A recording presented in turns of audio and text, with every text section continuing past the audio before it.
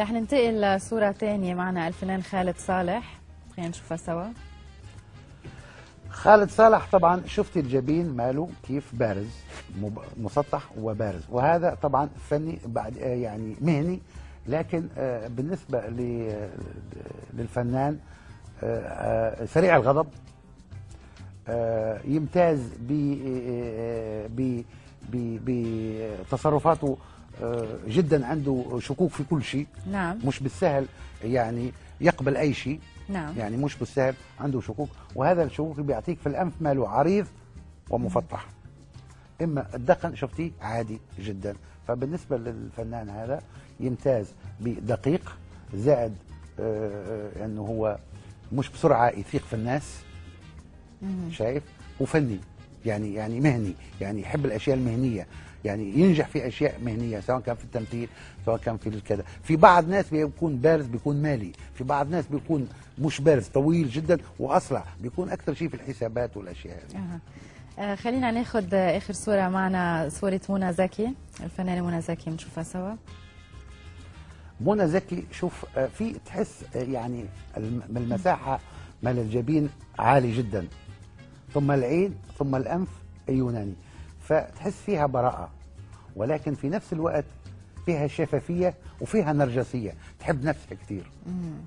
تحب نفسها كثير، وهذا حب النفس احيانا يخليها تتصرف بتصرفات هيك مش لايقة بالنسبة نعم. كشخص يعني بقطع نظر، لكن هذه المواصفات موجودة. بالنسبة الفم مالها، فمها مش صغير كبير، والفم الكبير بالمستوى هذا الشفايف متناسقه، فهذا بيدل ان هي تحب الصراخ، تحب العصبيه، تحب كثير الكلام. ما حكينا كثير عن فكره رسمه الشفاه، يعني اذا كانت صغيره رفيعه عريضه. ما هو احنا وصلنا العين وانتقلنا بالنسبه اذا كان الفم صغير ومتناسقين الشفايف، اصحابهم جدا يحبوا الماده كثير.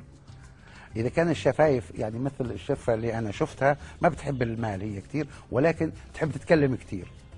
فكل واحدة عندها امتيازات معينة يعني. خلينا ناخذ اتصال من السعودية أيضا. نجلة، صباح الخير. ألو، السلام عليكم. عليكم السلام. تفضلي نجلة.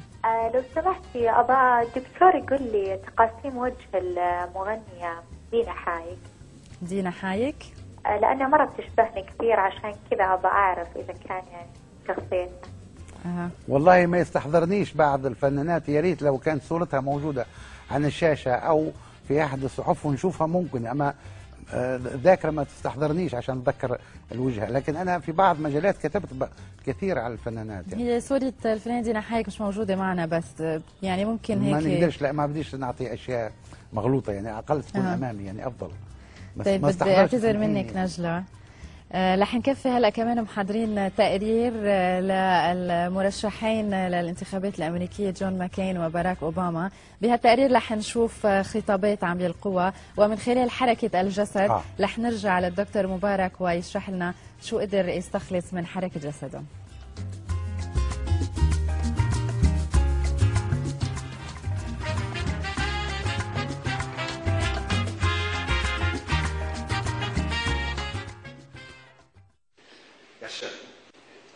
If elected, you speak older than Ronald Reagan, making you the oldest president. Do you ever worry that you might die in office or get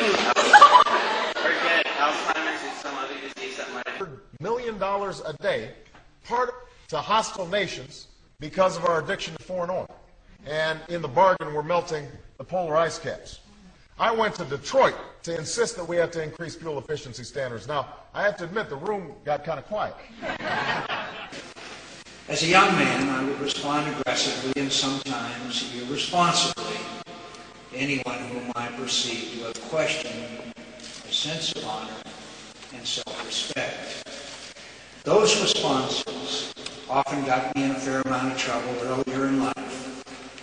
And in all candor, as an adult, I've been known to forget occasionally the discretion expected of a person of my years and station when I believe I've been accorded a lack of respect I didn't deserve. Self-improvement should always be a work in progress all our lives, and I confess to needing it as much as anyone.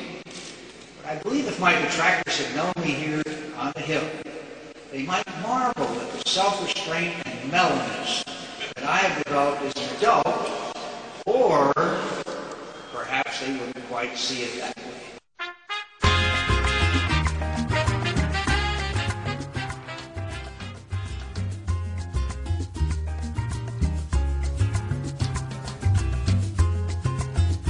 دكتور مبارك، شفنا طبعا يعني كانوا بخلال خطاباتهم بحركة الجسد، شو استخلصت منها؟ بالنسبة لجون ماكي معروف عنه دائما يستعمل كتافه، حتى في المشي يمشي بكتافه، حتى هو قاعد على المكتب يستعمل كتافه، دائما يحاول يسكر الجاكيت، فهو يخفي قصره.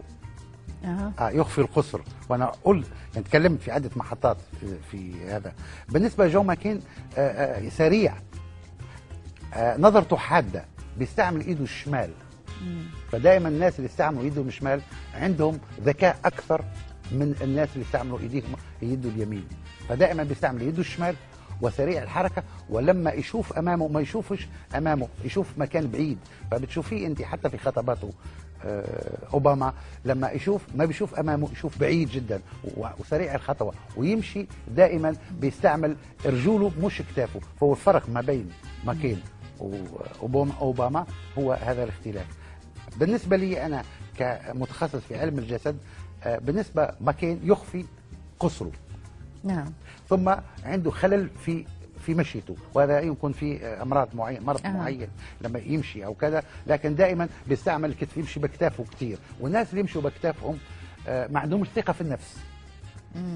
دائما اللي يمشي بكتافه ما عنده ثقة في نفسه.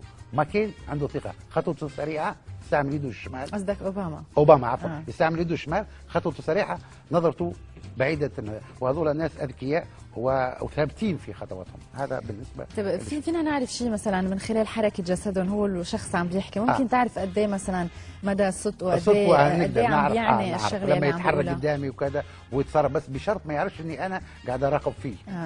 يعني انا سويت برامج كثيره في هذا الموضوع، حتى بعض سواء كان رجال السياسه او الفنانين من خلال الحركه، في زي انا ما تكلمت قلت لك في بعض من الناس يحبوا مثلا يتكلم بايديه، مثلا انا بتكلم بايديا، في انسان ما يحبش يتكلم يحط ايده على ايده، في ناس يحطوا ايديهم ايد على رجله، في ناس تحط رجل على رجل، في ناس يعني كل واحد عندها تخصص مواصفات معينه نقدر نعرفها. رجل على رجل مثلا شو بتعني؟ رجل على رجل الانسان يحب يسمع منك. لا، الرجل على رجل انسان يعني الرجل بالطريقه هذه يحب يسمع، بالطريقه هذه علو.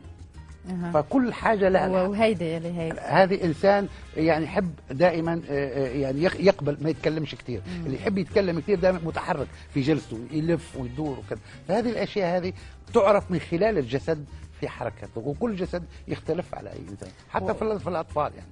طب حركه الايدين، حركه اليدين يعني بيحرك ايديه كثير تختلف. يحب يوصل لك المعلومه. دائما اللي يحرك يديه يحب يوصل المعلومه، ويحب تلفتي انتباه اليه.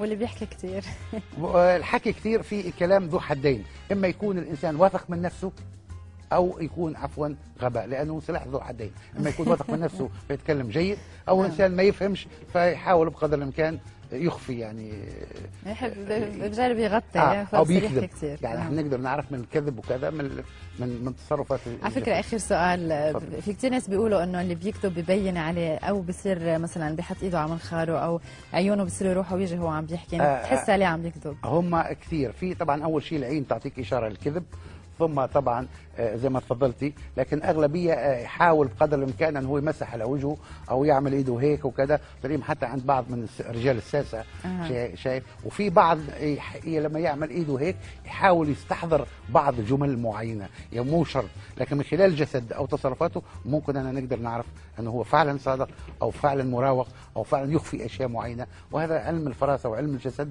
علم بحد ذاته ودراسه علميه. لازم يكون الشخص امامي ويتحرك ويمشي وانا اكون جالس في طاوله ممكن نقدر نعرف يعني. دكتور مبارك الاشعر، خبير بعلم الفراسه والحركه، بدي اشكر حضورك معنا. اهلا وسهلا. شكرا لك، ونحن مشاهدينا عم ناخذ فاصل وبنرجع بنكفي.